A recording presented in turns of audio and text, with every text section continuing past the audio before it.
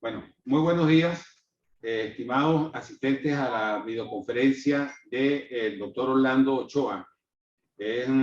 Forma parte del ciclo de conferencias que a través de las empresas Valmorca de Mérida, la Facultad de Ciencias Económicas y Sociales de la Universidad de los Andes y la Facultad el Colegio de Economistas hemos organizado con el propósito de generar conocimiento y discusión sobre los temas fundamentales de la economía venezolana, que no solamente sirva al mundo académico, sino que puedan nutrir también al sector empresarial para el conocimiento y el desarrollo de la economía en Venezuela. Este ciclo de conferencias lo iniciamos con el decano de la Facultad de Economía de la UCAP, el economista Ronald Balsa, y hoy vamos a continuar con Orlando Ochoa, amigo de la universidad, egresado de nuestra facultad y compañero de estudio también, de paso. Orlando Ochoa es un consultor privado independiente, miembro del Grupo de Expertos Venezuela, GEB, del Instituto para la Transición Integrales, por sus siglas en inglés, desde el año 2016. En las áreas de trabajo que se destaca Orlando es el área de macroeconomía e hidrocarburos. Es economista de la ULA, con distinción Premio Bicentenario de la ULA. Especialización en estudios latinoamericanos de la Universidad de Basilea, de Brasilia, en Brasil. No sé qué dices tú, David. Entrenamiento en análisis de coyuntura económica. Yo tengo la computadora mía en la tarde para ver si tú lo puedes hacer de la mía. Estoy oyendo un audio. La laptop. Raúl, alguien tiene micrófonos abiertos. Espero que lo cierren, por favor. Ya van a silenciarlos. ¿Pueden seguir? Una maestría de estudios del sector público en la Universidad de Buckingham, Inglaterra. Doctorado en economía en Braston College University de Oxford, Inglaterra. Consultor independiente con 30 años de experiencia en asesoramiento para compañías venezolanas y extranjeras, fundaciones y agencias multilaterales. Fue profesor de temas de macroeconomía en la Escuela de Economía de la Universidad Católica Andrés Bello por 15 años, con diversas publicaciones nacionales e internacionales. Fue columnista en El Universal y otros diarios venezolanos, entre otras de las actividades que ha hecho el economista Orlando Ochoa. Queremos agradecerle entonces a Orlando haber cedido parte de su tiempo para compartir con nosotros y agradecer nuevamente tanto a Empresas Valmorca como al Colegio de Economistas por hacer posible que estas conferencias se puedan ir desarrollando. Igual, estas conferencias van a quedar colgadas posteriormente en la página de Valmorca y en la página de FACES. Ya haremos, promocionaremos los links para que la gente pueda verla posteriormente, los que no tuvieron oportunidad de conectarse en el día de hoy. Así que bienvenido Orlando y adelante con su conferencia. Tienes que activar el micrófono, por favor. Activa el micrófono, Orlando. Ok, ya lo estoy colocando, ya lo me acabo de dar cuenta, sí. Okay. Muchas gracias, Raúl, por la presentación y de verdad gracias a FACES, al Colegio de Economistas de Mérida y a Valmorca por esta oportunidad para celebrar y recordar los 64 años de la fundación de FACES. El tema que quiero tocar, que acordamos sobre la economía, el petróleo y las negociaciones de cambio en Venezuela, creo que recoge, por un lado, el espíritu de la coyuntura. Sabemos que hay negociaciones políticas importantes, dado lo que ha ocurrido en Venezuela durante los últimos 20 años. Sabemos que hemos tenido serios problemas económicos. El petróleo ha sido la ventaja de Venezuela por más de 100 años, desde que comenzaron las primeras actividades petroleras. Y el petróleo y los temas económicos son, junto con los temas políticos, parte de las negociaciones. Entonces, evidentemente, no voy a tocar el tema de las negociaciones directamente, que es un tema además que se viene haciendo entre las partes con gran discreción, y algunas cosas salen, sino los elementos que evidentemente están presentes aquí y que nos ponen en contexto. Ok. A ver, estoy tratando de mover la página, pero no puedo. ¿Por qué?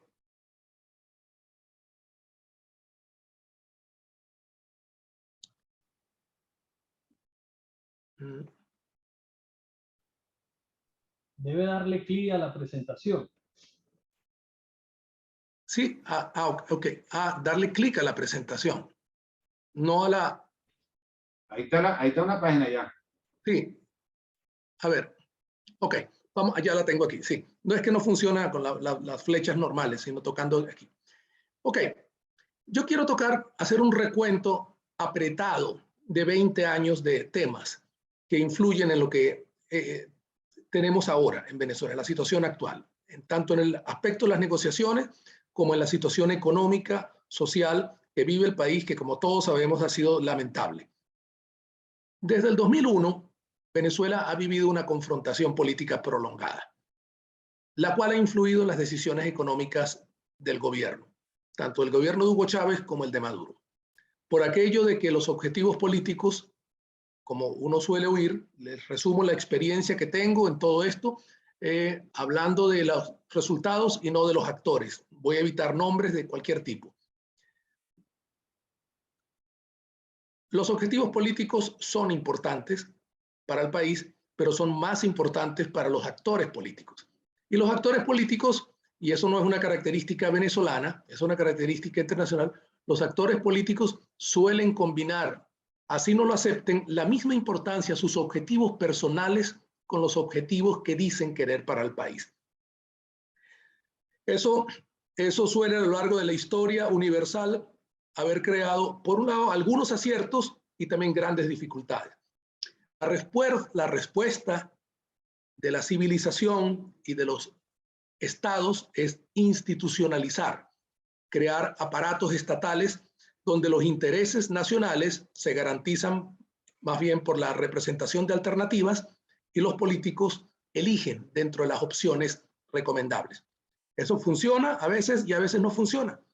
Tenemos el ejemplo solamente de hace unos días del Reino Unido, donde se anunció un paquete de medidas que va contra el sentido de la situación económica, inflación en alza, y se anunció bajar impuestos y dar una prioridad a recuperar la inversión, cuando más bien el Reino Unido y la economía mundial enfrenta el riesgo de recesión, y estabilizar las finanzas públicas, el balance fiscal, es clave para poder sostener la política del Banco de Inglaterra y para poder bajar la inflación. Solo para dar un ejemplo de cómo objetivos políticos de una parcialidad pueden estar en disonancia con los objetivos nacionales. Y en el caso de Venezuela, donde la institucionalidad se ha venido debilitando, lamentablemente ha sido peor.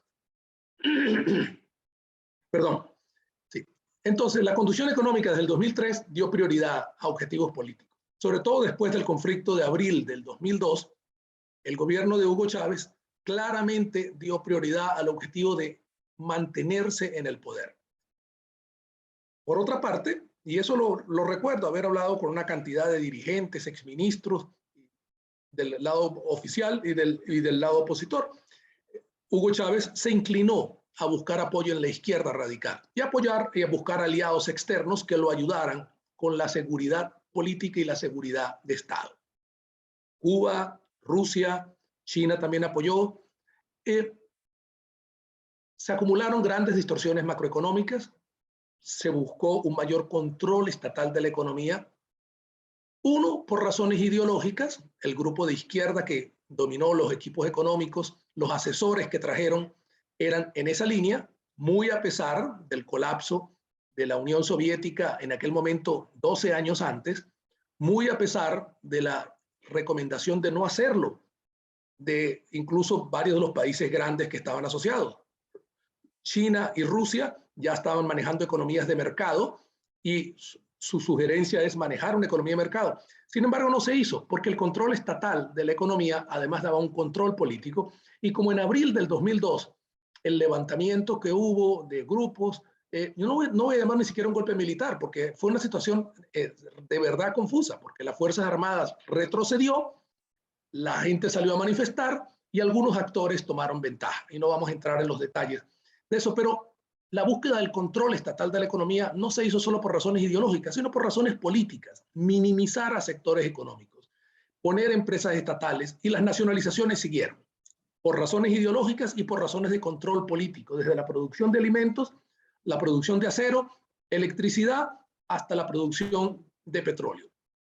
Cientos de empresas nacionalizadas, manejadas por una precaria capacidad de gerencia que se manifestó en el debacle de la producción en las empresas estatales, prácticamente desde los primeros años. La producción petrolera total se recuperó del 2002 parcialmente, desde el 2003, utilizando, voy a decir, la explotación en yacimientos donde se debió haber seguido un patrón más bien de optimización de uso de reservas. Algunos de los mejores yacimientos del país fueron sometidos a sobreexplotación para poder compensar el cierre de pozos que no se pudieron reabrir en el lago y en el lago Maracaibo y en el oriente.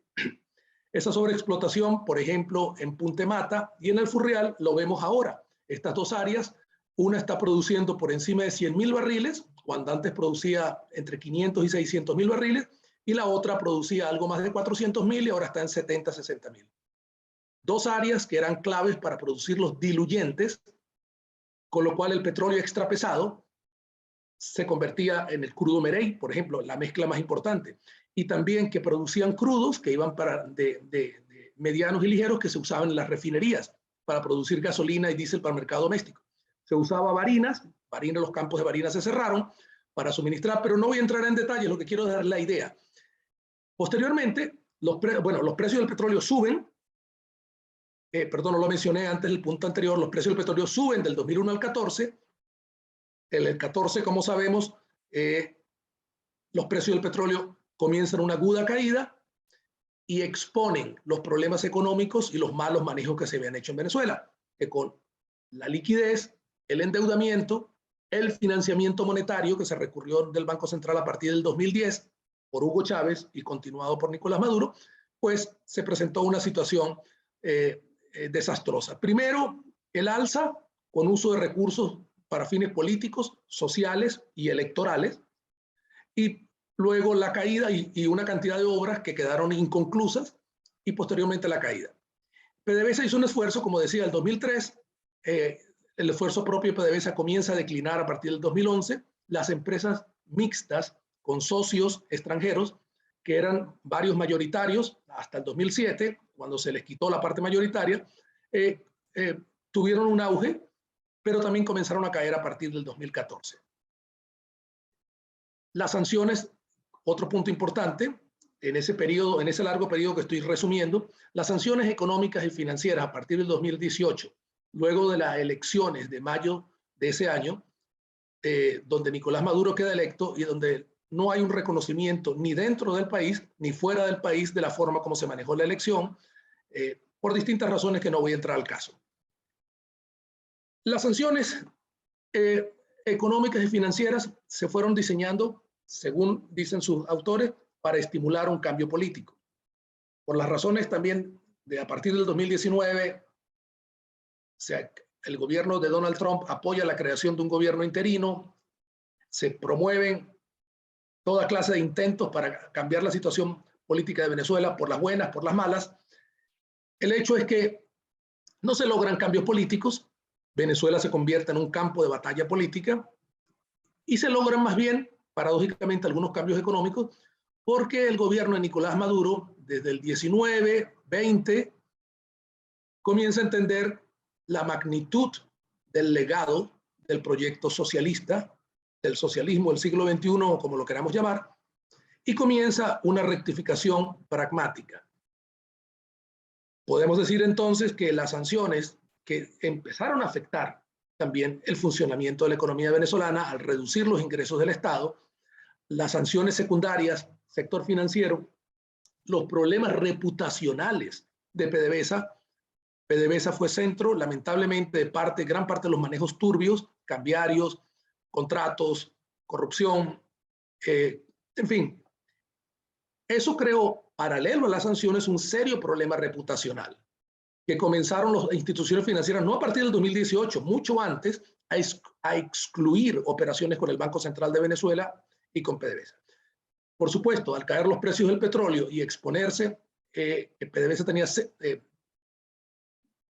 tenía dificultades para el servicio de deuda financiera formal, tenía dificultades para pagar a contratistas, dejó de pagar dividendos a los socios de las empresas mixtas, en algunos casos desde el 2008, 2009, 10, con la crisis financiera global, comenzó a emitir títulos de deuda, comenzó a recibir financiamiento de China, que pagaba por adelantado suministro de petróleo. Hubo un acuerdo de gran volumen con China de una entrega de $20.000 millones por adelantado. Los recursos fueron desviados de los fines de aumentar la capacidad de producción petrolera para fines, podemos llamar sociales, electorales, pero fines políticos al fin. Porque está muy bien gastar en la gente, pero cuando estás gastando los recursos que tomas prestado, que no tienes cómo reponerlos, es insostenible. Lo que están buscando es ganar elecciones, transfiriendo recursos, y luego, por supuesto, las consecuencias. Inflación, caída de los suministros, controles de precios que terminaron tumbando la producción. En fin, quiero dar solamente una vuelta rápida. El planeta coincide, además, desde esta última década, en buscar una transición energética global que reduzca el consumo de combustibles fósiles. Un nombre feo que yo creo que se le coloque exactamente para hacer sentir eso, ¿no? Hidrocarburos y carbón. Esta avanzó con dificultades. Yo recuerdo desde varias de las conferencias, de las visitas que hice internacionales del 2016 para acá, que han sido muchas, alguna pregunta que me hacían en algunos foros, sobre todo europeos. ¿Qué va a hacer Venezuela cuando reemplacemos el consumo de petróleo y gas? Cuando uno ve, y lo veremos rápidamente, la magnitud de la dependencia del mundo de los combustibles, de los hidrocarburos y del carbón, para mí y para otros era evidente que no era tan fácil hacer una transición a energía solar, eólica y de baterías eléctricas para los vehículos. La generación eléctrica en su mayoría sigue siendo predominantemente hidrocarburos y carbón. Gas, se está usando el gas como un combustible de transición, pero hubo una sobreestimación de la capacidad de hacer una transición energética. Y eso, como sabemos, ha creado los problemas ahora de bajo suministro de petróleo y gas posterior a la pandemia. Y eso ha elevado los precios. La guerra de Ucrania ha complicado aún más las cosas, pero antes de la guerra de Ucrania ya, como se dice en inglés, el underinvestment, la falta de inversión crónica en hidrocarburos mostraba que iba a haber un balance apretado. El tema es que ahora hay una fuerte demanda de energía matizada por una recesión global que está entrando, y sobre eso hablaré porque puede tener consecuencias sobre lo que pasa en Venezuela, y por otro lado la oportunidad de que los combustibles fósiles, hidrocarburos y carbón, puedan ser usados por algunas décadas más. Lo cual le da a Venezuela una oportunidad de usar su recurso más valioso, del cual todavía no tiene reemplazo para mover una economía, pero hablaremos de eso un poco más adelante. Además de que esto es un tema también en las negociaciones, porque las sanciones han afectado la reapertura del sector petrolero, al menos en unos aspectos. Luego hay otros aspectos que no van con las sanciones que también tendrían que tomarse en cuenta. Si tomamos las estadísticas del Fondo Monetario Internacional, el PIB nominal en dólares nominales de Venezuela fue en el año 2012 $352.000 millones, con distorsiones, con un sector privado deteriorado, con empresas estatales ya en pérdidas y cayendo la producción de acero, aluminio, el sector eléctrico sin mantenimiento adecuado, etcétera. Pero era 352.000 millones, el cuarto de América Latina, detrás de Brasil, México y Argentina. En 2021, estimaciones diversas, incluyendo las del Fondo Monetario Internacional, que son algo más moderadas de los 50.000 millones que coloco hoy aquí. El fondo lo estimaba en 42, otros en 45, otros en 55. Pero si asumimos, porque como ustedes saben, no hay publicación de estadísticas del Banco Central de cuentas nacionales del 2019. Cuando se empezó a acentuar el deterioro, empezó a reducirse el suministro de estadísticas. Siempre recuerdo el término que en algunas conversaciones, gente que está cercana a todo esto que pasa en el país me decían: Ochoa, esto es una guerra política y en las guerras se usan toda clase de instrumentos. Y lamentablemente creo que es así. Pasamos de un conflicto institucional al principio del siglo a una guerra política donde todo es válido en una confrontación de ambos bandos. Y las consecuencias son que el mal manejo por razones ideológicas se unió al mal manejo por razones estrictamente políticas, de desviar recursos a donde hacían falta. Al reducirse el PIB de Venezuela por la caída del sector petrolero y el caída de la economía no petrolera, desmantelamiento de parte del aparato productivo privado y de la parte del aparato productivo estatal. 50.000 millones de dólares.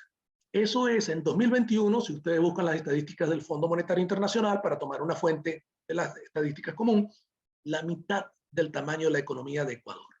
Pasamos de ser la cuarta economía de América Latina, quinta Colombia, a ser la 14ª economía. Por encima de Venezuela, en 2021 está Ecuador, con 100.000 millones, República Dominicana, 80, Panamá, recuerdo, está alrededor de 80, también 80, 90, Uruguay, 70. Por supuesto, uno dice esta cifra fríamente, pero lo que esto significa en términos de la tragedia humana, el sufrimiento, la caída de ingresos, el hambre, la miseria, la desnutrición infantil, la migración brutal, no tiene nombre. El daño económico y social, como digo, acumulado es de enormes proporciones, cualquiera sea la método de aproximación. Cuando uno habla con gente del sector oficial, tratan de minimizarlo, tratan de todo, el sector opositor, algunos sectores opositores tratan de magnificarlo, pero de cualquier forma es de proporciones inéditas en la historia de América Latina, incluso como referencia mundial, y en la historia de Venezuela no hay nada parecido en los 200 años de vida republicana. Para complicar las cosas, se acumuló una gran deuda pública, y como el PIB se redujo, la proporción deuda-PIB es, por supuesto, más de 300%. La deuda pública total, si la estimamos más bien conservadoramente, son 150.000 millones de dólares. Si incluimos las contingencias por litigios perdidos, porque Hugo Chávez decidió tomar concesiones mineras de oro, decidió tomar la parte de empresas petroleras que no estuvieron de acuerdo con los cambios en 2007. Ese incumplimiento de acuerdos contractuales que luego se pasó a los contratistas de proveedores fue desastroso. No solamente por la magnitud de la deuda, sino por el incumplimiento contractual. En el mundo nuestro, incluyo desde Rusia antes de la guerra de Ucrania, pasando por China, Vietnam, hasta cualquier país, la idea de cumplir contratos, de tener seguridad jurídica, es básica para el desarrollo privado, incluso para alianza con el sector público de Venezuela. La forma ligera como se tomó, recuerdo a lo largo de estos años haber oído de argumentos ideológicos. La izquierda radical, no la izquierda democrática, que por suerte la izquierda democrática es la que predomina en América Latina. Desde Boric hasta Lula, si Lula gana las elecciones. Son gente que aprendió y maneja la alternancia del poder, el manejo de los derechos de los individuos, la seguridad jurídica para la inversión. Pero yo oí argumentos como los capitalistas hicieron mucho dinero cuando hicimos control de cambio, ganaron con las operaciones cambiarias, por lo tanto ahora les pedimos que aguanten y saquen del bolsillo, y si se pone cómico, le quitamos la empresa, y si decide cerrar porque el control de precios lo quebró, le tomo la empresa y pongo a los sindicatos. Esa mezcla de ideología y objetivos políticos sin escrúpulos, porque es una guerra. Es lo que te dicen, es una guerra. Tristemente, por eso es el enfoque que quiero usar. Entonces, este es un contexto terrible. Ahora, vamos a hablar de la economía política de la negociación de cambios en Venezuela. 2022-2024, lo que está pasando. Luego de la guerra política que traté de resumir apretadamente, y me tomé un poco más tiempo de lo que debería, pero a veces perdemos la proporción de lo que ocurrió, y que son 20 años. La agenda de los actores políticos individuales, como decía, sus objetivos no siempre están alineados con los intereses nacionales. Desde el lado gubernamental hasta el lado opositor, hay actores políticos que tienen agendas individuales donde colocan sus objetivos. Unos, vamos a llamarlo de supervivencia política, dado que se sienten incluso amenazados en sus vidas, desde las amenazas del gobierno de Trump hasta distintas acciones que enumeran, hasta los opositores que también se sintieron amenazados, puestos presos algunos, exilados otros, torturados otros, y también procedieron a agendas de todo o nada. En ese ambiente, el país se vino abajo. no es la misma responsabilidad. La responsabilidad gubernamental fue mucho mayor porque manejaba todos los recursos de Venezuela. Pero también es justo decir que la oposición no midió tampoco los impactos de las medidas, y si se llevan a extremos ambos bandos, no solamente uno, ya tenemos el resultado. El gobierno ha hecho unos cambios económicos que han ayudado a que tengamos un rebote, un alivio al cual le falta pulmón, pero es algo importante dada la magnitud de la tragedia. Ojalá haya sido parte del aprendizaje. Las sanciones internacionales. La pregunta es, y en esto tengo experiencia por el IFIT, el Instituto de Transiciones Integradas, del cual formo parte, es un grupo experto venezolano, trabaja de bajo perfil, no es secreto, pero trabaja de bajo perfil. Hay grupos como esto en 10 países del mundo que ayudan a enfrentar las crisis de distintas partes. Es una institución sin fines de lucro, que no nos remunera, nos cubren los gastos de viajes y de los temas que tratamos, y que nos ponen en contacto con los países también que manejaron este tipo de crisis o manejan este tipo de crisis. Y además tenemos asesoría internacional en distintos temas, ayuda. Y el IFIT, con su equipo, hemos logrado, hablamos con ambos bandos aquí y hablamos con los actores internacionales, Estados Unidos, la Unión Europea, incluso Rusia y otros, ¿no? Van a entrar. La experiencia es, hay un camino para acuerdos parciales en las negociaciones, es decir, acuerdos parciales incrementales, se llega a un acuerdo en algo, un punto, una ayuda humanitaria, se llega a un acuerdo en que se llama el World Food Program, el programa de alimentación mundial de Naciones Unidas, entra en Venezuela, COVAX con las vacunas, liberación de presos, se van haciendo acuerdos parciales para ir acercando y buscar un entendimiento político y además un entendimiento para levantar sanciones o dar licencias, porque realmente levantar sanciones todavía no está como tal, sino dar licencias para poder abrir determinados sectores. Eso es lo que estamos presenciando. El gobierno aspira a poder tener una mejor gestión económica y social antes de una elección presidencial libre, abierta y competitiva en 2024. Uno puede decir, bueno, es una lástima que no hayan pensado esto desde hace 20 años, cuando comenzó el conflicto en mayor intensidad. Pero el gobierno siente ahora que si va a ir a una solución política, necesita recursos para manejar su gestión económica y social, mejorarla, es decir, corregir la cantidad de errores que cometieron, errores y horrores, y participar en una elección libre, abierta y competitiva. Si el gobierno siente que no tiene recursos para hacer una gestión, siente que va en desventaja a una elección presidencial. La oposición siente que un gobierno que domina todo el aparato estatal, desde el Poder Judicial, los ministerios de gastos que manejan el gasto social, lo hacen con fines políticos electorales. El mundo militar está bajo su control. Sienten que están en condiciones desiguales y que hay una amenaza. Es decir, ambos, por resumir, hay muchos más factores, se sienten en condiciones de desventaja. Esto es propenso a que pueda haber una negociación. ¿En beneficio de quién? Uno puede decir idealmente en beneficio del país, que debería ser lo obvio, para sacar a Venezuela de esto que yo lo llamo el hueco en que caímos.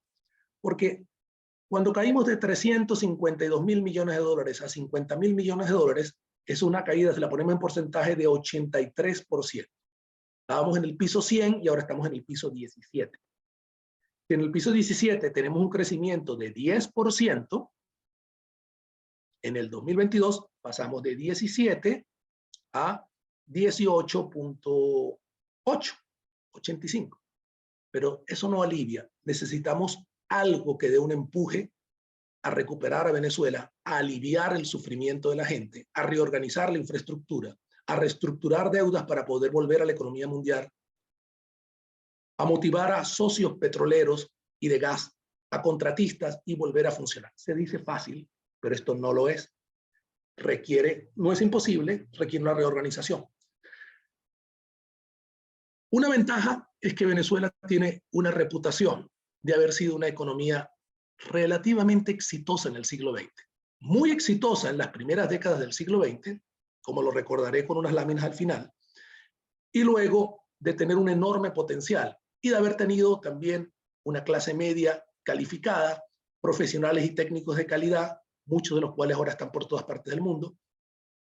Entonces, hay la percepción, y eso nos favorece, de que Venezuela, si se reorganizara después de su conflicto político, podría tener una oportunidad de tener un gran resurgimiento. Y si no lo hace del todo, también un resurgimiento con trabas y obstáculos, pero por lo menos salir del hueco. Ahora, como decía en los puntos que estoy diciendo, ¿no? Para la elección presidencial del 2024, la cual todavía no tiene fecha, si no hay garantías creíbles de ambos bandos de que van a haber beneficios, realmente la situación puede ser complicada. Porque el lado oficial, forma abstracta, puede meterse en una trinchera, y la trinchera está metida en el hueco socioeconómico que está.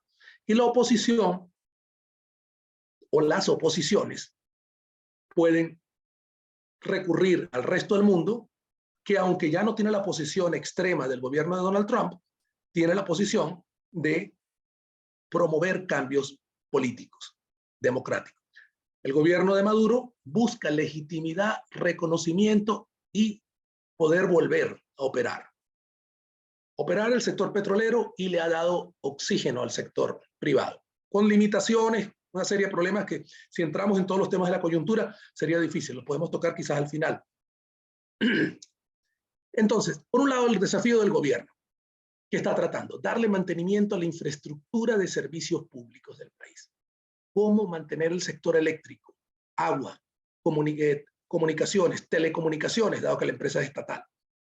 Nada más el sector eléctrico, cuya capacidad de generación en megavatios era más de, si vamos a finales de la década, de la última década del siglo XX, eran más de 30.000 millones de megavatios. La vi hace poco en la página web de Corpoelec, reconocía 28.000. La realidad es que debemos estar alrededor de 7.500 si acaso, megavatios. Eso no puede suministrar electricidad a las zonas residenciales de todo el país, no puede ni mucho menos a reabrir la industria pesada, ni tampoco a un incremento de la producción petrolera si llegara a haber la posibilidad de pasar a 1,5 millones, 2 millones de barriles, que es parte de la narrativa gubernamental. De modo que miles de millones de dólares en el sector eléctrico, eficientemente gastados, sin financiamiento externo. Eso lo financian los multilaterales a bajo costo, BID, Banco Mundial, CAF, que además conocen la infraestructura de Venezuela. Saben quiénes son los fabricantes, cuáles serían los contratistas. ¿Tenemos en la administración pública una contraparte de capital humano para manejar esos proyectos? No. Con la hiperinflación causada en la transferencia de recursos en bolívares para ganar elecciones, descapitalizaron el sector público de recursos humanos calificados. Cualquier plan necesitamos apoyo externo para control y ejecución de proyectos. Sin nueva inversión privada y en participación en las empresas petroleras experimentadas, tampoco se puede elevar la producción de petróleo y gas natural en forma sostenida. No hay gasto operacional ahora para mantener una producción que está 720, 730 mil. Y esa producción de 720, 730 mil incluye el uso de casi 100.000 barriles diarios por los suministros que está haciendo Irán, en condensado para mezclar con el crudo extrapesado y en crudo ligero para mezclar con el condensado para mezclar con el crudo pesado para movilizarlo de la faja a los mejoradores o a los puntos de mezcla. El condensado es para movilizar. Y el crudo ligero es para hacer la mezcla, por ejemplo, la Merey. Y el crudo ligero es también para la refinería del Palito, para poder suministrar al mercado interno de gasolina y diésel. Sin la ayuda iraní, nuestra producción estaría por debajo de 600.000 barriles, incluso 550.000 calcularía yo. Y además, a Irán hay que pagarle con crudo y productos. Si se están exportando casi 600.000 barriles, restémosle lo que se le paga a Irán y estamos exportando 500.000. De los 500.000, fruto de sanciones, se están moviendo hacia Asia con descuentos que cuando no van en tanqueros de PDVSA, lo cual es la absoluta mayoría, los descuentos son nada más de $40 con respecto al Brent. Brent menos 40. El Brent ahora está volviendo a $90, pero llegó a estar en 135, cayó a 80, los ingresos han caído. Y además, China colocó un impuesto a los petróleos, a los crudos, a las mezclas contaminantes de $29 el barril, que se estaba eludiendo por los caminos verdes, y China lo está haciendo ahora cumplir más estrictamente, lo cual restringe el mercado de Asia. Pérdidas de cargamentos por irregularidades en ese mercado oscuro, problemas con las mezclas, exceso de agua, falta de químicos que se podrían conseguir en Houston, falta de una capacidad operacional adecuada. Ese es el mundo que enfrenta el gobierno de Maduro, y de mantenerse en esta línea y de no haber solución política, esto no puede sino declinar. No hay forma de mantener la infraestructura, no hay forma de mantener la producción petrolera, que está declinando. Recuerden que hay un declive natural de los yacimientos que hay que compensar abriendo pozos, dando mantenimiento, invirtiendo y hacerlo bien. Se está haciendo algo, pero poco, no lo suficiente para compensar. De manera que en realidad la producción no va camino a subir, va camino a caer. Y ha tenido un parapeto con la ayuda iraní. Lo digo esto porque si el lado negociador del sector oficial viera lo que está pasando en el sector petrolero, más allá de las narrativas y de los intereses grupales, viera lo que está ocurriendo y viera la fragilidad de la recuperación económica, que en agosto vimos un episodio donde, resumiéndolo, porque sería toda una charla eso, un episodio en el cual el Banco Central no intervino con divisas semanalmente como lo venía haciendo, y donde hubo un monto de bolívares grandes, que debió haber sido el pagaré de PDVSA con el Banco Central, el pagaré que PDVSA emite, el Banco Central compra de una cantidad de bolívares inusuales, para cumplir con compromisos laborales con sector educación y salud, ustedes recuerdan, y por aliviar ese problema generaron una masa de bolívares que presionó el mercado cambiario, usaron un mecanismo alternativo con instrumentos de reducción de liquidez que no funcionó, y se disparó la tasa de cambio más de 30%, disparando la inflación. ¿Eso qué muestra? Que un plan económico manejado por un equipo ecuatoriano, que el expresidente Correa trajo a Venezuela, y ese equipo trabaja y es el que ha hecho una programación fiscal y monetaria ordenada. Aún así, una programación, dadas las restricciones externas, basada en una asfixia monetaria, reducir la inyección de liquidez, reducir el crédito con encajes legales que estaban en 93% y bajaron a 73%. Cada 100 bolívares la banca tiene que encajar 73. Limitada capacidad de préstamo, lo cual significa que el sector productivo tiene limitada capacidad de capital de trabajo. Bueno, toda esta circunstancia lo que nos muestra es fragilidad económica, fragilidad petrolera. La deuda es grande y sin una negociación de la deuda no tenemos acceso a volver a los mercados. Aunque se levantaran sanciones o se den licencias, los actores que están dentro de Venezuela, petroleros y otros, podrían intentar levantar producción. Caso de Chevron. Pero sin reestructurar la deuda, ¿cómo volvemos a tratar con contratistas eléctricos, petróleo, gas y todo? El problema va más allá de simplemente levantar sanciones. Es la puerta de apertura, pero lo que hay que hacer además es mucho. Bueno, ¿hay espacio para una agenda común de interés nacional en las negociaciones y en las elecciones del 2024? Un plan B.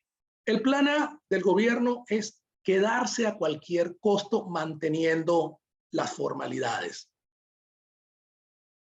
El plan opositor es es buscar cambios. Unos los quieren radicales, cambiar todo, caída y mesa limpia, lo cual después de 20 años de todo lo que ha pasado es irreal. El chavismo como la oposición son parte del país y de lo que hicimos en 20 años. Que 75% del país quiera cambio, indudable.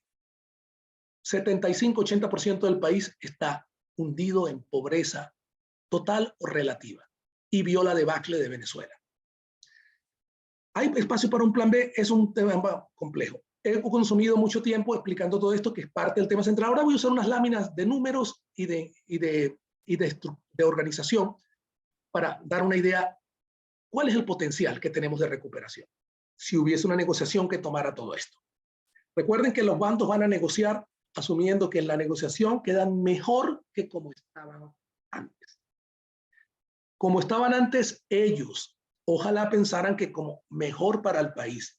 La realidad es que los políticos y muchos dirigentes, no todos, tienen un egoísmo y un cálculo individual. Y como el conflicto ha sido agudo, unos lo llaman supervivencia y otros lo llaman cambio completo o Venezuela se hunde, pero también son las agendas individuales. Si pudiéramos un plan económico, un plan financiero, un plan de recuperación de petróleo y gas, esto sería lo normal.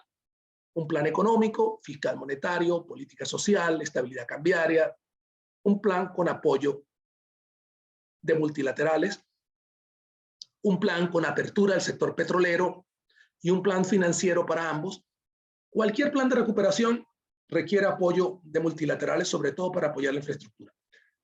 Si en el mundo va a recesión, si los bancos centrales para bajar la inflación están subiendo las tasas de interés, los bancos centrales del mundo, y con eso están induciendo o a una suave recesión o a una dura recesión, todavía no lo sabemos porque se les puede ir la mano. Las tasas de interés que usan los bancos centrales como marcadoras suben, las tasas de interés están subiendo. Eso significa también que afecta la deuda externa de los países emergentes. Eso significa que los países también están importando inflación de los mercados desarrollados. Y eso significa que los multilaterales, que también se financian emitiendo títulos, tienen que subir las tasas de interés para los préstamos de infraestructura. Y a todas estas nosotros estamos en una situación precaria. Solamente pongo en contexto. Pero esto, un plan económico, un plan con las grandes ventajas que todavía se mantiene el sector de petróleo y gas, y un plan financiero, sería lo ideal. Pero si lo ponemos así, lo colocamos así, pareciera que es lo lógico. Sin embargo, la realidad es más complicada y yo lo pondría de esta manera. Necesitamos organizar en grandes negociaciones. Al lado izquierdo, negociación con el Fondo Monetario, un plan de apoyo a mediano plazo, lo cual nos permite pensar en la reestructuración de la deuda pública financiera, contenedores de bonos, préstamos, contratistas, litigio perdido, toda una cantidad de acreencias. Puede haber una quita. De acuerdo a las proyecciones que se hagan de los flujos de ingresos, egresos, de las necesidades para reorganizar a la economía venezolana, ayudar a la población, reorganizar el Estado, se calculan las necesidades y se calcula el saldo para servir deuda. Se calcula una quita.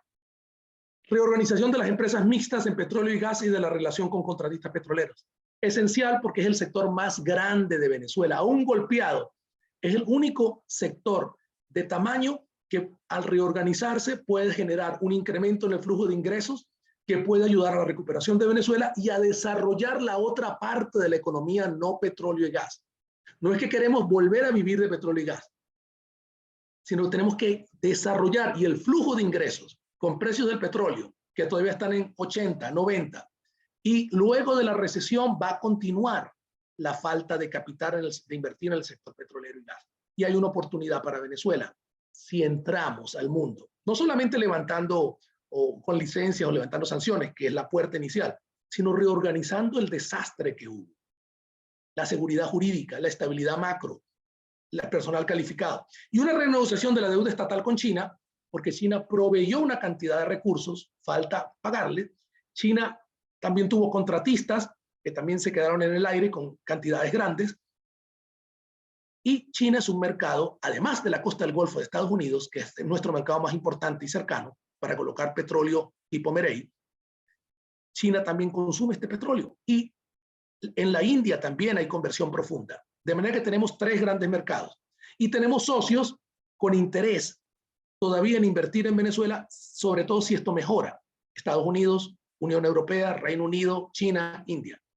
Necesitamos un plan de estabilización con lo usual, reducción de inflación sostenible, con apoyo financiero externo para fortalecer las cuentas externas, orden fiscal, monetario, cambiario, un plan de recuperación del sector petrolero que requiere una cantidad de cosas, reorganización interna de PDVSA, reforma del marco legal limitada, ampliar participación privada en empresas mixtas y un plan de ingeniería, de exploración y producción en petróleo y gas. Gas, grandes oportunidades, campos al oriente del país, cerca de Trinidad. Trinidad está con falta de gas, se podrían desarrollar algunos campos que ya están algo avanzados, conectar y podríamos vender gas a Europa. El precio en Europa del gas está a $57 por millón de BTU. En Estados Unidos está en algo más de $6. En Asia está como en 36, 37. Los costos en Venezuela se miden en $2-3. Sería un enorme negocio. Y de igual el de volver a producir petróleo pesado mezclado con diluyente, en fin.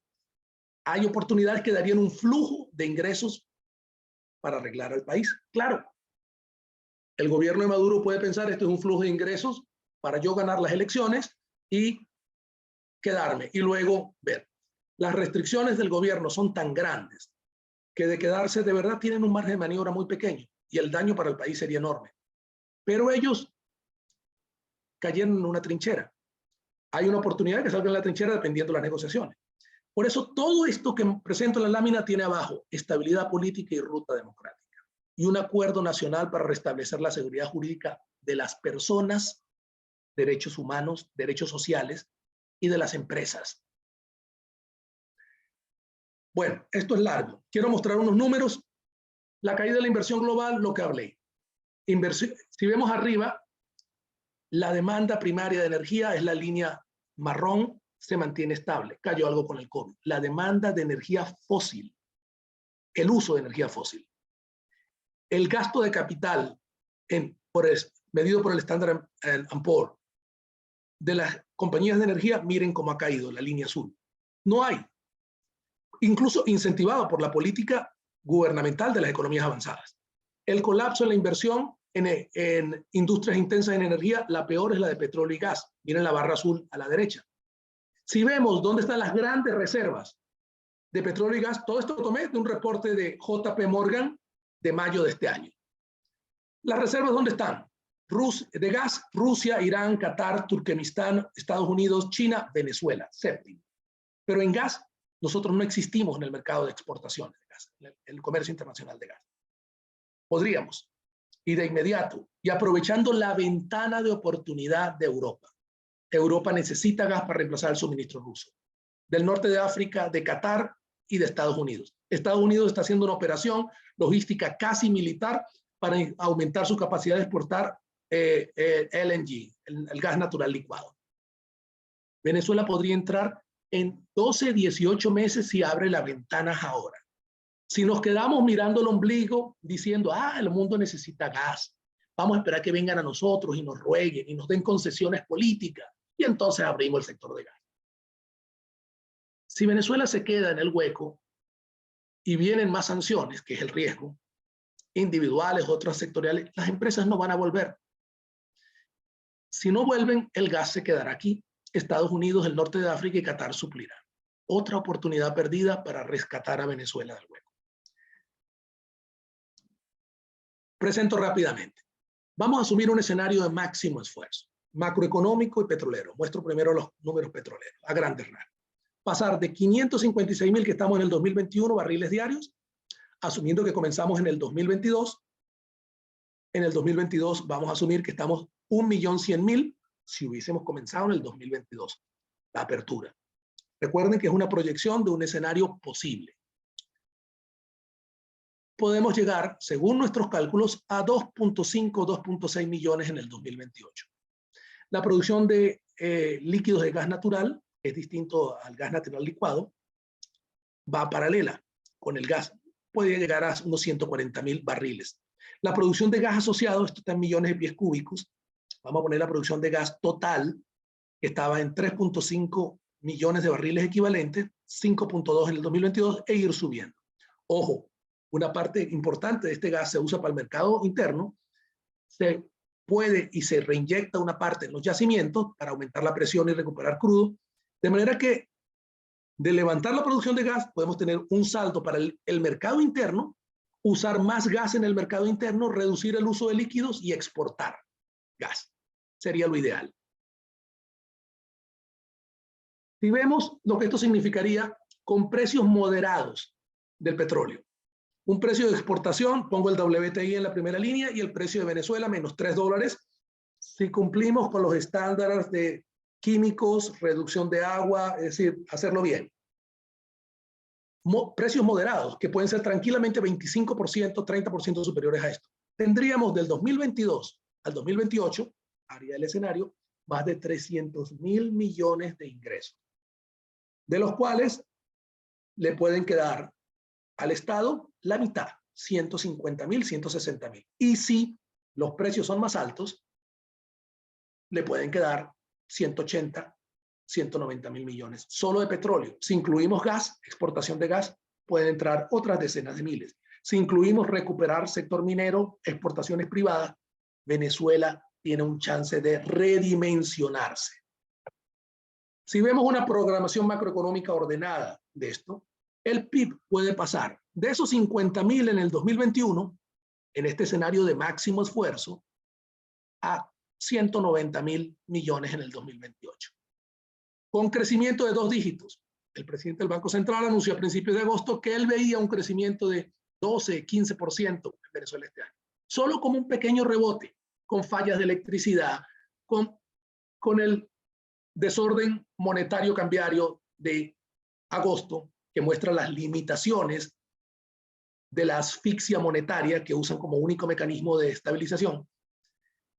Venezuela podría crecer a 2 dígitos, con lo que entraría con los programas de apoyo para el sector público y de estabilización, con lo que entraría por petróleo y gas. Y privado, una economía tan pequeña, entrar 20, 30.000 millones de dólares, un primer año 20.000, 15.000, el siguiente otros 10, 15 más, podemos mover la economía y enfrentar los cuellos de botella. De hacer eso, ustedes dirán, pero bueno, de 50 a 189, bajamos de 352 a 50 en 9 años.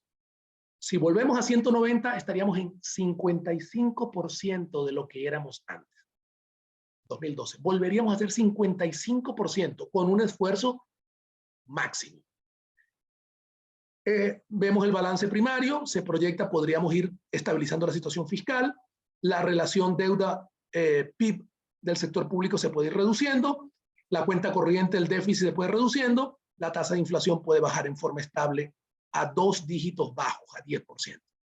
Un escenario, posibilidades. Antecedentes históricos. Les recuerdo que en un siglo, Venezuela pasó de ser, más de un siglo, en 1870, el país más pobre de América Latina, estimaciones de Angus Madison, con las cifras disponibles, $569 de 1990 per cápita. Para 1950, con el petróleo, con el ordenamiento fiscal y la disciplina monetaria que montaron Gómez, López y Medina, con todo lo que podamos decir de la dictadura de Gómez, de la transición de López y de lo que Medina, uno puso orden fiscal, Gómez, a tranca y mocha para poder balancear durante la Primera Guerra Mundial. López instaló el Banco Central y mantuvo el orden fiscal. Medina, la ley de hidrocarburos del 43 que nos aumentó los ingresos y eso le dio a Venezuela un piso. El chavismo nunca entendió lo que significaba finanzas públicas en orden ni disciplina monetaria. 1, por la visión de izquierda marxista. 2, porque los objetivos políticos del conflicto los hicieron ver todo. En eso no son los únicos. Los países en conflicto en la historia humana ponen de segundo la economía y las bajas sociales en nuestro caso.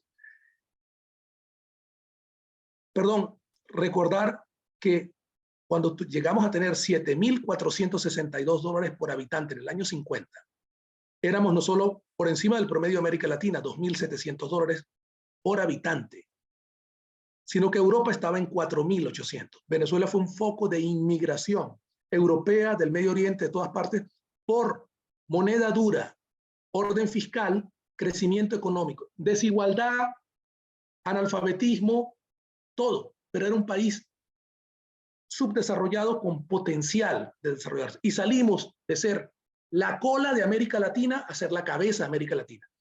Subdesarrollado. A mí me sorprende la crítica extrema, que ven lo malo y no ven lo bueno. Prefieren salir todos los problemas de la pobreza. El mundo ha tenido pobreza desde la primera civilización hasta ahora. Los países escandinavos son los únicos que han logrado un balance y otros la han reducido. Venezuela la redujo. Siempre ha tenido, América Latina tiene un grave problema de desigualdad, de ingresos y educativa. Grave. De hecho, es nuestra ancla para no pasar al desarrollo.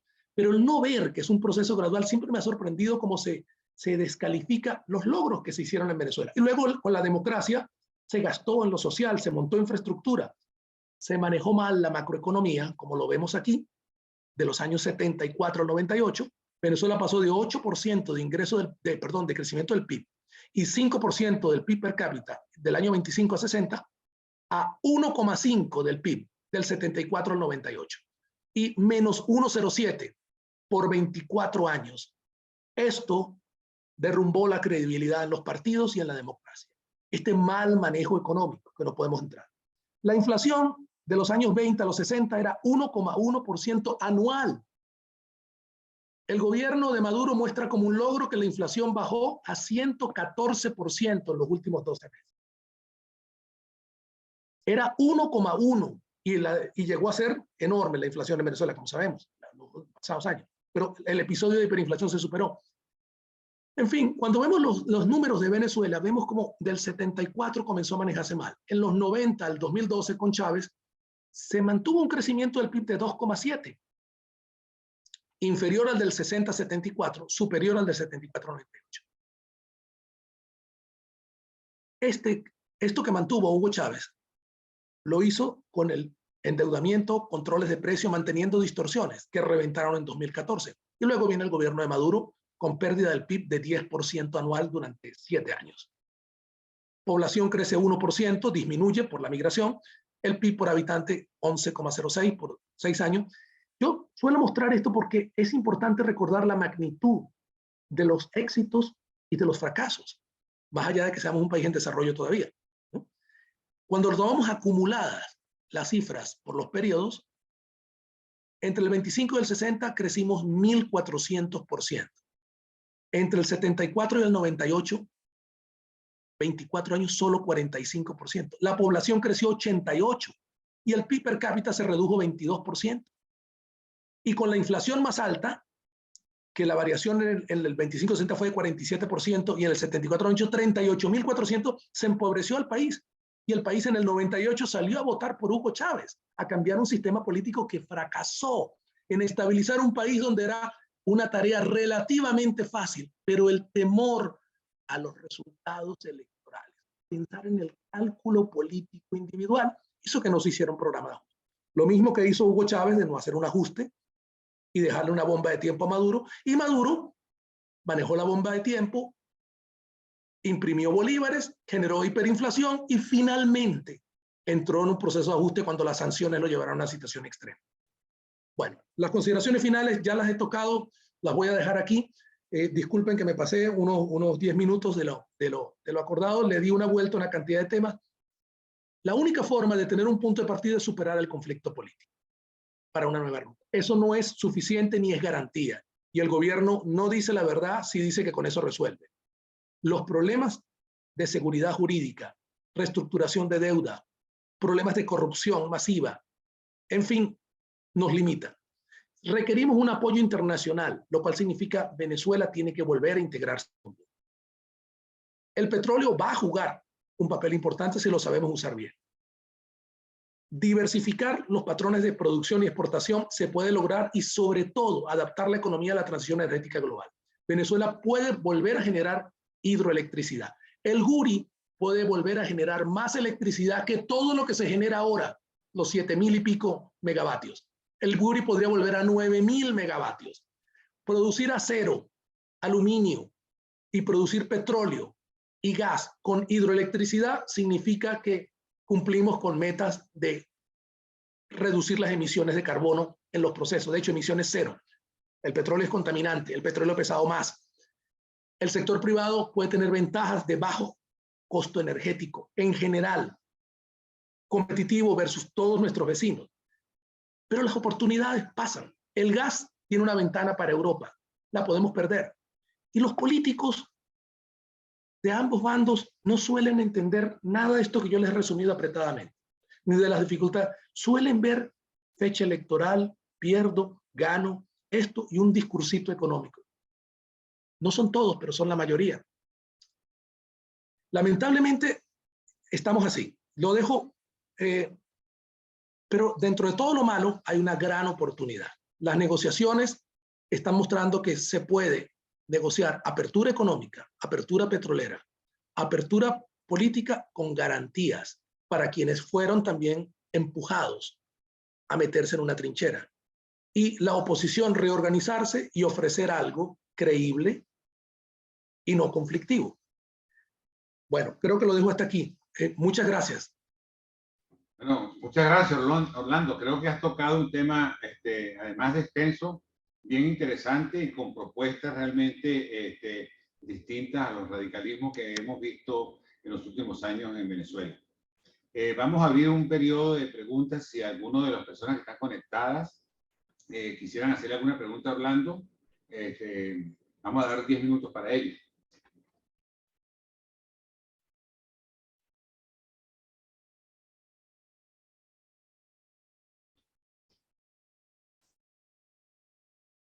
Bueno, yo voy a hacer la pregunta. Como tú eres asesor en materia petrolera, Orlando, y has trabajado el tema, me sorprende algo que dijiste allí. Realmente, si quisiéramos comenzar a exportar, a producir y exportar gas, estaría eso en el corto plazo, sería una posibilidad real para exportar a diversos países, sobre todo a Europa, que es quizás el país más sediento de gas por el conflicto de Rusia y Ucrania. ¿Puedes ampliar un poquitico más esta consideración, Orlando? Sí. Fíjense, además de las oportunidades de levantar la producción petrolera en Venezuela, que la más obvia es la empresa mixta que tiene PDVSA con Chevron, donde se podría levantar la producción y Chevron podría comercializar el crudo, y eso es lo que se está en una de las partes de las negociaciones. Además de eso, nosotros tenemos un proyecto fuera de la costa de Paraguaná, que ya está en marcha, en su primera fase, Cardón 4, que lo manejan Eni y Repsol. Están produciendo cerca de 500 millones de pies cúbicos diarios. Ese proyecto se puede ampliar a 1.200 millones de pies cúbicos diarios, que equivalen a casi 200.000 barriles de crudo. El problema es que el gas o se mueve por tubería o se mueve como gas licuado, se comprime como gas licuado. Voy a ver las alternativas. Tenemos cerca de Trinidad algunos campos. PDVSA estuvo desarrollando algunos, como el campo Dragón. Los rusos, Rosneft tiene 2 campos que están paralizados. Otro campo tenía interés PDVSA con Chevron. Algunos están desarrollados. El campo Dragón podría ser terminado, que le falta poco, conectado a Trinidad y aumentar su producción de gas. Trinidad tiene trenes de licuefacción para comprimir y para exportar, y tiene un déficit grande de gas. No voy a ponerme con la cifra. Podríamos conectar el campo, y algunas de las empresas interesadas están allá en Trinidad y tienen interés aquí y han estado aquí. Eni y Repsol podrían aumentar con seguridad jurídica, con pago de deudas acumuladas por dividendos. Podrían elevar la producción, podrían aumentar el suministro a PDVSA, pero PDVSA tiene que pagar, o suplir a Colombia una pequeña parte, o suplir a las Antillas holandesas, o montar una facilidad flotante de licuefacción de gas, flotantes que las hay, y de ahí, con los precios que hay en Europa, es absolutamente rentable. Podría también montar una planta de licuefacción en Aruba, pero tomaría más tiempo. Si desarrollamos parte del gas que está en tierra firme, en Oriente, en el norte de Monagas, se está quemando más de 1.500 millones de pies cúbicos diarios, 250.000 barriles, con los mechones en el norte de Monagas, porque no hay equipos para capturar y no hay posibilidad de procesar eso. Necesitamos gas para reinyectar en los yacimientos para aumentar la presión. Necesitamos gas para conectar al suministro nacional. Necesitamos gas que podríamos conectar a Jose, al terminal de Jose, donde podría montarse una facilidad flotante. Podríamos conectar a Güiria y de Güiria construir un gasoducto corto a Trinidad. Todo eso son de todas maneras cientos de millones de dólares. Lo podrían hacer empresas privadas. Por supuesto, la licencia inicial, la de Chevron, que es la que está en discusión, podría abrir el juego. Pero suponte que alguno de ellos decida meter dinero y en el 2024 no hay una elección adecuada, por no entrar en detalles.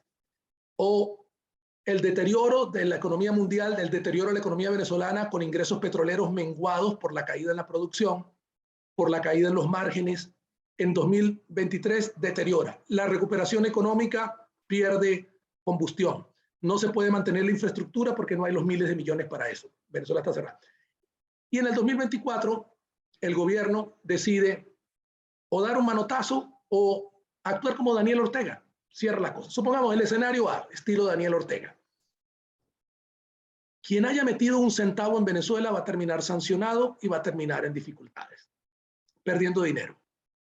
Y si no hay garantías de que Venezuela va en una trayectoria de estabilización política, de manejo contractual serio, nadie va a invertir. Entonces, en los proyectos cercanos a Trinidad, el de Eni Repsol con Cardón 4, que podrían incrementar la producción y en 12 meses, 18 meses estar exportando a Europa y suplir parte de lo que Estados Unidos tiene dificultades ahora, y tomar una cuota de mercado e ir ampliando, no perdemos. Entonces, el gas es una oportunidad para... Suelo ver que la política ve los temas más pequeños y suele pensar que las oportunidades son infinitas y los tiempos no cuentan. Los tiempos cuentan. Entonces, por eso el gas es una gran oportunidad. Hay una pregunta que hace Rolando Somoza. No sé si la puedes leer directamente o te la leo. No la veo. Si me la puedes leer, te lo agradezco.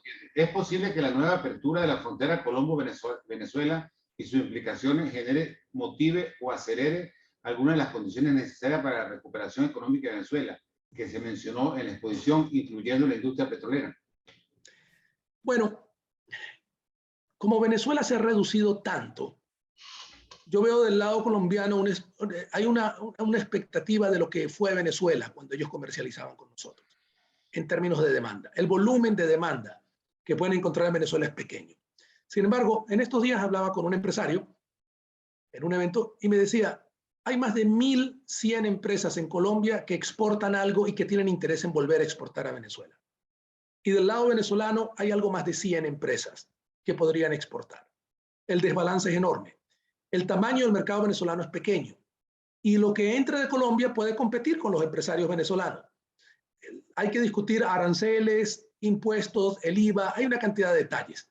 Y la economía venezolana está frágil. Sin embargo, para PDVSA podría, haciendo reparaciones, aparte de la infraestructura de conexión, de adecuar el gas, podría conectar para suministrar gas a Colombia. Pero entiendo que además hay un saldo de suministro de Colombia de gas a PDVSA que no ha sido pagado. O sea, PDVSA tiene que suministrar gas y pagar deudas. Eni y Repsol tienen deudas. Chevron tiene deudas. Todas las empresas operadoras y contratistas tienen deudas acumuladas. Y la propuesta simple del gobierno de vamos a comenzar de nuevo y olvidemos las deudas no funciona. Porque además el espíritu de incumplimiento de contratos todavía está. Hace unos meses una empresa alemana que trabajaba en Venezuela produciendo oxígeno industrial y otros productos, se le pidió algo, probablemente no habían los términos de pago, hubo algo que no funcionó, la empresa fue expropiada. Esta idea de que el poder político lo que necesita lo usa porque estamos en una guerra, pero a su vez llamamos a los inversionistas y les decimos que la ley antibloqueo, que es un marco legal absurdo, no funciona. Entonces, realmente hace falta un espíritu de cambio y eso es lo que está en juego. Las negociaciones políticas se están acercando posiciones. Podría salir la licencia de Chevron. Sabemos que hay que hacer también algo en el plano político y el gobierno americano, que es quien maneja esto, está en circunstancias donde está dispuesto a dar y está pidiendo para buscar un camino. Yo entiendo también la posición del gobierno.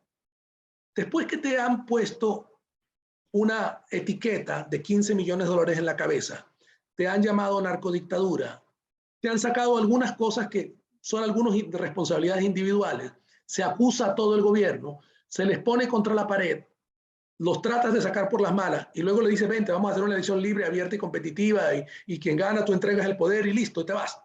¿Dónde están las garantías? Vamos a poner en la situación humana.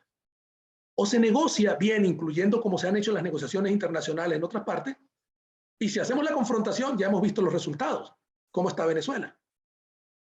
Entonces, hay escollos ahora que si se actuara en función del interés del país, funcionaría. El problema es que cuando hay una guerra, los intereses de supervivencia y los intereses también opositores son más personalizados. Hay formas de desbloquear esto, hay formas de triangular y buscar esto, pero bueno, eso son otras cosas. Las oportunidades de petróleo y gas están y pueden dar los recursos para reconstruir a Venezuela y montar la base económica de diversificación. El rentismo es un concepto que para mí se ha abusado de él. En economía hay un concepto más amplio que se llama el rent-seeking behavior, el comportamiento rentista. Es como los empresarios buscan beneficios de quienes manejan el poder político con contratos con sobreprecios, con financiación, que en Venezuela y en cualquier país ocurre, pero en la Venezuela petrolera ocurre más. La renta como una ganancia extraordinaria que genera la tierra un recurso y que recibe el Estado como un problema, como lo han planteado desde Arturo Uslar Pietro y otros. ¿Por qué Noruega no lo convirtió en un problema y Noruega es el país más desarrollado del mundo? ¿Por qué una renta puede ser manejada como una renta económica? Apple genera renta cuando hace un diseño nuevo, lo pone a funcionar y eso genera una renta adicional al margen de competencia de mercados, porque es competencia monopolística. Perdón, en términos de generar una renta, una investigación en desarrollo que genera una renta. Y las empresas manejan la renta. Nosotros hemos convertido el mito de que el rentismo es un problema. Depender de la renta es un problema, porque no te diversificas. Permitir que la renta te distorsione la macroeconomía y no hacer nada, después de más de 100 años, es una excusa de torpeza. No es que la renta sea malo. ¿A quién le puede caer mal que le entren 300.000 millones de dólares adicionales? A nadie si lo sabes manejar. Ahora, si lo manejas como una lotería y lo usas para quedarte en el poder y lo usas además para pagarle a los contratistas sobre precios en construcciones de 300%, que habla mal de ti, de tus instituciones, de tu voluntad política, de tu capacidad nacional de usar recursos. Entonces, a mí el tema de que el rentismo es malo, la renta petrolera fue bien utilizada en las primeras décadas. Por 60 años Venezuela tuvo un orden fiscal, un orden monetario y un uso con errores y aciertos razonables, pero en los años 70, segunda mitad de los 70, 80, los intentos de los años 90 de rectificar y luego el proyecto de Hugo Chávez que con el conflicto del 2002 se polarizó, se fue por otro lado, pues se nos volvió esta tragedia. Entonces, nada más quería decir eso. ¿Hay alguna otra pregunta? Sí, adelante, Elis Blanco.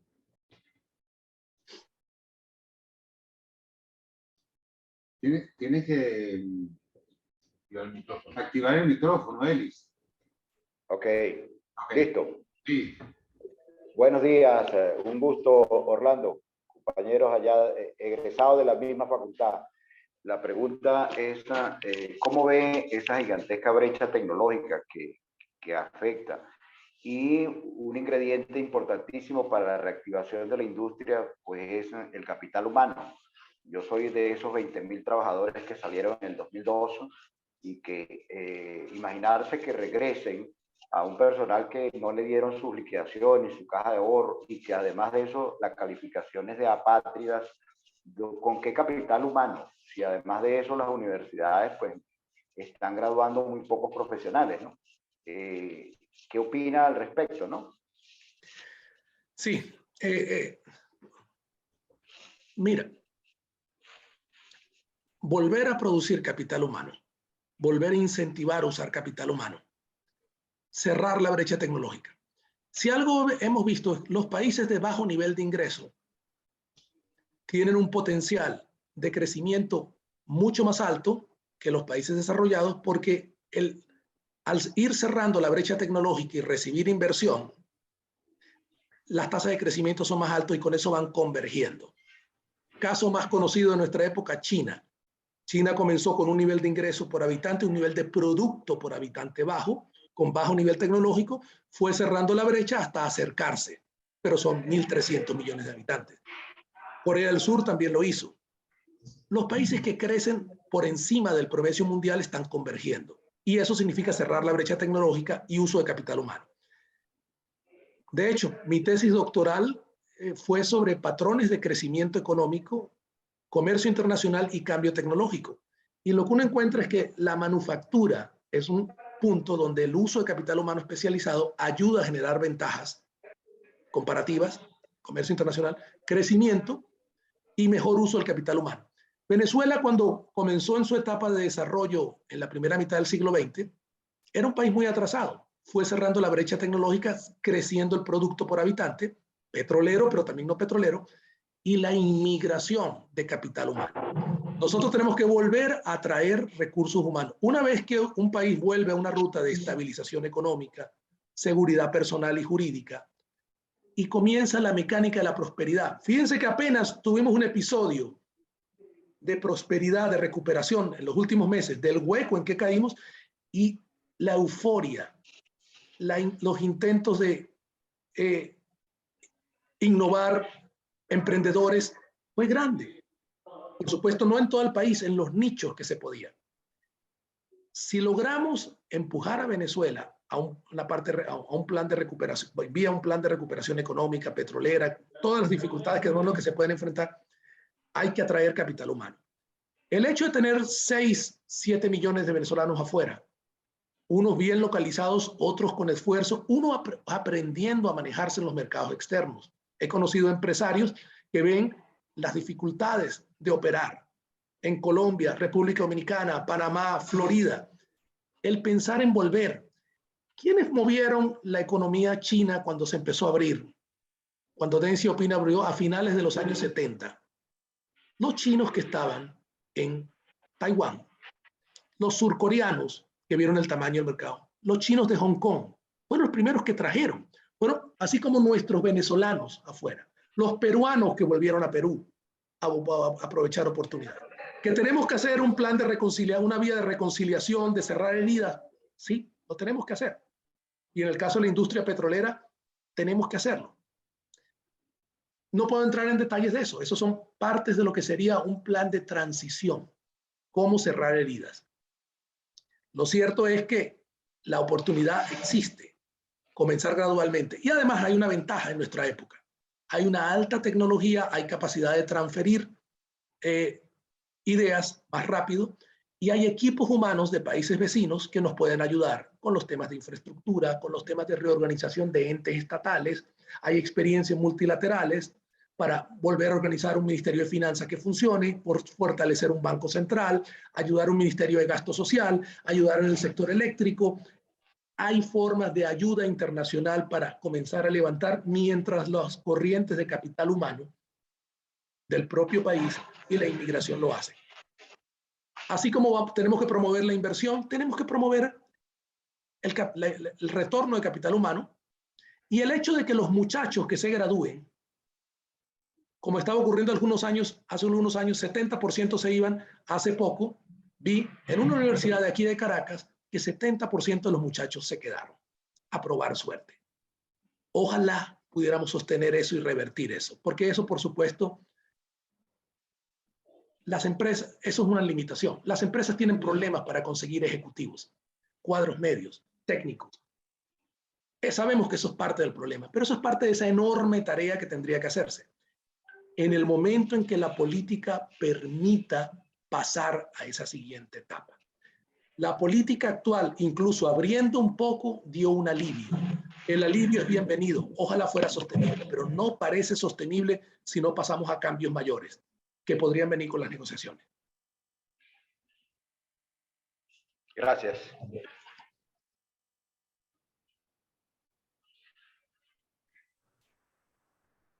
Recientemente, quisiera como de pronto agregar algo, ¿no? Recientemente fui al Poliedro en una feria con Irán.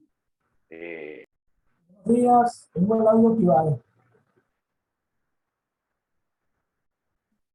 ¿Aló? Buenos días, tengo el audio activado. Muchísimas felicitaciones por la conferencia. Bueno, esos números, pues, fíjate que ya la proyección que se presenta ya está distorsionada. Y tengo 3 preguntas por eso que me gustaría ver si las puedes contestar. La primera es, ¿no hay forma de generar un debate público o exigir un reto entre ustedes para escuchar ambas partes a la vez? Escuchar a los Farías, Boza, Patricio, es 80 grados escucharlos a ustedes. Ochoa, Cacique, Rodríguez, Newman, etc. ¿Es posible eso? Habría que hacerlo. Yo creo que eso sería fundamental para el país, para ver de verdad quién está manejando las cosas como son o quiénes están pensando como son, porque ellos tienen números que para ellos son contundentes. Segunda, los argumentos que ellos exhiben los expresan exactamente con contundencia. Sinceramente, ¿tú crees que con ellos en el poder, Venezuela saldrá adelante a hacer un programa sostenible? Y la última, que se me ocurre con la última intervención que tuviste, 100 años después, ¿será que Venezuela necesita otros López, Medina, Castro, ya que entre los civiles solo se ven intereses y egoísmo? Muchas gracias y felicitaciones de nuevo, Orlando. Bueno, gracias. La primera. Rafael Torrealo, el ingeniero Torrealo. Muy bien, gracias. La primera, sí, es verdad, deberían haber debates sinceros nacionales. El problema es que, nuevamente, si concibes esto como una guerra, ¿qué es lo que ocurre en las guerras? Hay una discusión de información, el Banco Central no produce información, hacemos estimaciones. En las guerras, ¿qué hay? Propaganda. La guerra se pelea con propaganda, de ambos bandos. Cuando Occidente, en Ucrania, en la guerra del Golfo, siempre hay propaganda de ambos bandos. La propaganda mata la discusión de la verdad. Porque cuando se está en una guerra se está por ganar. Y no es porque precisamente la verdad gane. En las guerras hay bajas civiles. En la guerra política de Venezuela hay un país que ha sufrido un gigantesco colapso. Que hay un sufrimiento enorme. Cada vez que veo los venezolanos que están cruzando por la selva esta entre Colombia y Panamá, del Darién, da dolor pensar cuando uno oye las historias de los venezolanos. Estas son las historias de una guerra política. Entonces, ha habido ocasiones, te debo decir, en que por las tareas que hago de este instituto, hemos tenido debates internos, hemos conversado, hemos discutido ideas. Hay sitios, áreas donde discretamente se ha discutido. Ideas económicas, ideas petroleras. Y de donde se han sacado cosas que el gobierno ha tomado en cuenta, viéndolas serenamente las ha tomado en cuenta. El problema es el segundo punto. El gobierno de Maduro piensa que, bueno, si estas son las ideas y yo las tomo, yo puedo ejecutarlas. Los mercados son insensibles, inmorales y olvidan todo. Yo lo hice mal, ahora lo hago bien y puedo hacer un capitalismo estilo los rusos con los compañeros.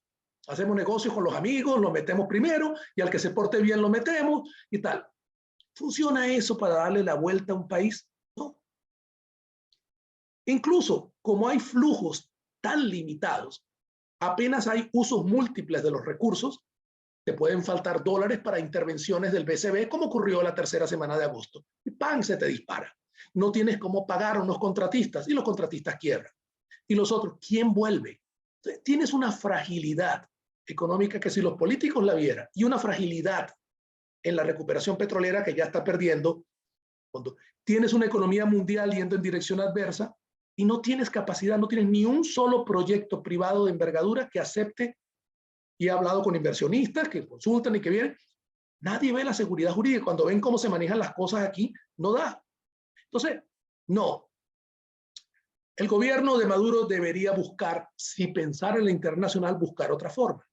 Pero hay algo que sí debemos pensar. Si vamos a buscar una salida negociada, la democracia de alguna manera tiene que funcionar. Pero la democracia con una transición. Cuando la oposición chilena en 1988 ganó el referéndum y en el 89 fue elecciones, Ricardo Lagos, que había sido ministro de Allende, secretario del Partido Socialista, y había hecho unos ataques directos a Pinochet y encabezaba la popularidad. Ricardo Lagos sabía que él no iba a ser aceptable por el mundo militar del pinochetismo. Y en vez de insistir tercamente, como insisten algunos de nuestros opositores, que han cometido cosas equivalentes, como un hombre de verdad que Chile le debe agradecer, aceptó la candidatura de Patricio Aylwin, que era aceptable, y había cuestionado al gobierno de Allende, y había presidido el Senado. Oí los casos en Túnez, cómo se manejó en Túnez, oí los casos en Zimbabue, donde las cosas fueron mal, se hizo una primera transición. La naturaleza humana está ahí, los individuos que juegan un papel. Nosotros deberíamos buscar en la oposición candidaturas que puedan pragmáticamente discutir cómo resolver los problemas y que puedan pasar y dar garantías para resolver esto en caso de ganar una elección. Que si la oposición fuera unida y tuviera una idea que genere confianza en la gente, porque como sabemos hay una desconfianza en la política, podría ser. El gobierno de Maduro puede elegir su candidato, Maduro u otro, puede intentar mostrar lo mejor y puede buscar. Pero cuando se está en un conflicto, eso no suele ocurrir. Estamos en el momento en que se está negociando si se pasa a otra etapa. Por eso hay una oportunidad. Y como la gente que está sufriendo no es solo opositora, sino los cuadros medios del chavismo, en el mundo civil y militar hay pobreza, miseria. Si los políticos oyeran lo que está pasando y vieran el agua turbulenta de una economía que está perdiendo fuerza y un sector petrolero que se viene abajo y una economía mundial que está en dificultades, si yo fuera ellos, pondría mis barbas en remojo y buscaría una salida buena que me deje dignamente y que nos dé garantías a todos. Si quieres jugar a que yo tengo resuelto todo, yo estoy en la política, yo estoy cómodo, me importa un bledo los demás, se pueden quedar parados y esperar que los acontecimientos. En agosto, la presión de las reivindicaciones de maestros y del sector salud obligó a cambiar los términos. Imprimieron bolívares y reventaron el plan de los ecuatorianos. Eso da una muestra de la fragilidad. 2023 puede venir cargado de problemas y si vuelven a imprimir bolívares en forma importante, como vimos en los episodios, puede volver otro episodio de hiperinflación. Entonces, yo lo que veo es que los políticos no suelen ver esto, sino ven todo una elección, ven más la parte política y no ven los riesgos. Y del lado oficial, los técnicos no pueden hacer llevar la información a esto porque los ministros la filtran de acuerdo a sus intereses. Entonces, mi respuesta es sí, pero a veces los hechos son tercos y se imponen. Sobre buscar, mira, el mundo militar de principio del siglo XX, como en el resto del mundo, yo diría que era distinto. Yo creo que el mundo militar en Venezuela se volvió parte del conflicto político, porque Hugo Chávez era un militar, porque hubo también unos mensajes de la oposición y otros mensajes del chavismo, no voy a entrar que generaron todo. Pero lo cierto es que un país que es económicamente débil, socialmente en una tragedia, el mundo militar tiene que estar debilitado. Un país, sus fuerzas armadas no son más fuertes que su economía. No tienen recursos y todo. Y pueden ver. Lo que quizás ni el mundo militar ni el mundo chavista quiere es un proyecto de venganza opositora. Y lamentablemente hay sectores opositores que vienen con un plan, tienen la idea de un plan de venganza. Entonces, ahí es donde tenemos que ver los sentimientos humanos cuentan. Y en el chavismo hay un sector también que dice la oposición, porque ellos la ven toda conjunto, estuvo 40 años en el poder. Que hubo alternancia política, eso no les importa. Porque el chavismo, con los mismos chavistas, no puede estar en el poder 40 años. Entonces, hay quienes lo ven así. Yo he oído argumentos de la izquierda. En los años 60 nos mataron dirigentes cuando ellos estaban tratando de tumbar la democracia para un sistema totalitario inviable. Ahora ellos dicen, ahora la oposición tiene víctimas, ¿cuál es la diferencia? Hay gente que lo ve así. Gente de la izquierda radical que lo ve así. Entonces, en ambos sectores tenemos grupos que no influyen. Pero en este momento hay una negociación nacional con actores internacionales que influyen. China no ha apoyado al gobierno de Maduro, no le ha dado recursos y todo. Apoya políticamente en el sentido de autodeterminación de los pueblos. Ningún estado que tiene conflicto con los Estados Unidos va a apoyar que los Estados Unidos influya a través de sanciones. Pero China no ha prestado un centavo a esta gente.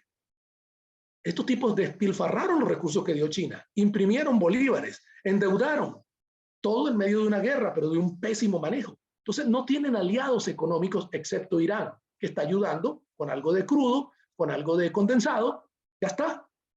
Entonces, ellos por un lado tienen la solidaridad de quienes ven en el mundo cambiando, que no quieren también que Occidente imponga sus valores a los trancazos, que lamentablemente a veces lo vemos. Y por otra parte, no tienen recursos para poder sostenerse. Entonces, este es el serio problema. Lo único bueno es que hay negociaciones y todo se está tocando ahí. Y esa puede ser la puerta de salida, ojalá lo sea, pero nadie tiene garantías. en este momento de que sea así. Ojalá haya las garantías políticas que he mencionado para poder salir de esto.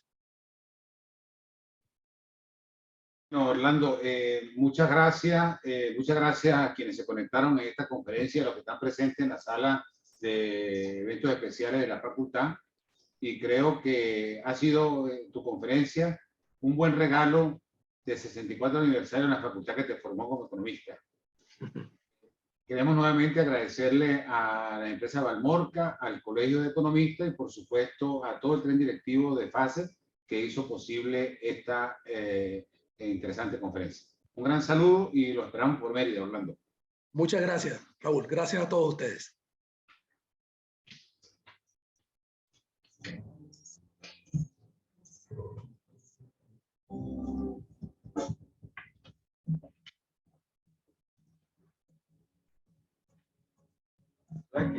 Gracias, el tema de la venganza